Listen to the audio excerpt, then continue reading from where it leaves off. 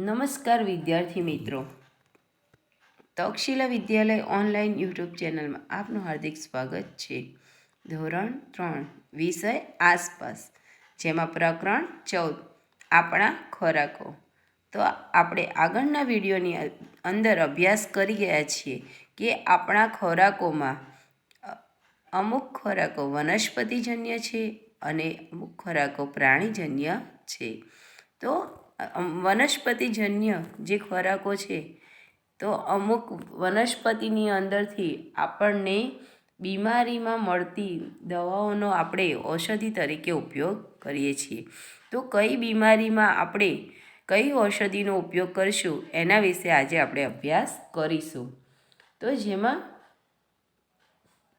પહેલું જ આપેલ છે ઈજા થાય ત્યારે. તો આપણને જ્યારે ઈજા થાય ત્યારે આપણે હળદરવાળું દૂધ પીશું અને ઈજા થયેલ ભાગમાં હળદર લગાવીશું, જેથી આપણી ઈજામાં રાહત મળે છે. તો એવી જ રીતે પેટમાં દુખાવો થાય ત્યારે આપણે કઈ દવાનો ઉપયોગ કરીશું? તો પેટમાં દુખાવો થાય ત્યારે આપણે અજમો અને ગરમ પાણી પીશું, જેથી આપણા પેટમાં દુખાવો મટી જાય છે. 3.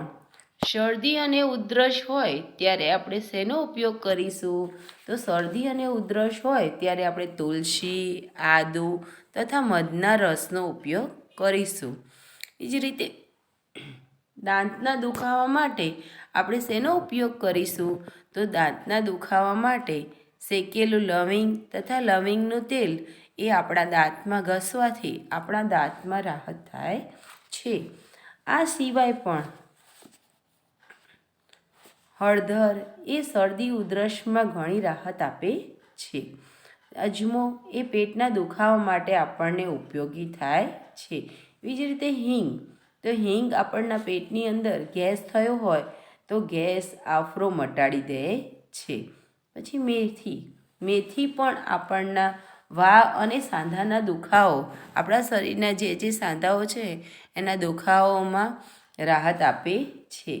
પછી લવિંગ, તો લવિંગ આપણા દાંતની અંદર ઘસવાથી, શેકેલું લવિંગ આપણા દાંતમાં ઘસવાથી કાં તો લવિંગના તેલથી દાંતને માલિશ કરવાથી દાંતનો દુખાવો દૂર થઈ જાય છે. તો આવી જ રીતે આજે આપણા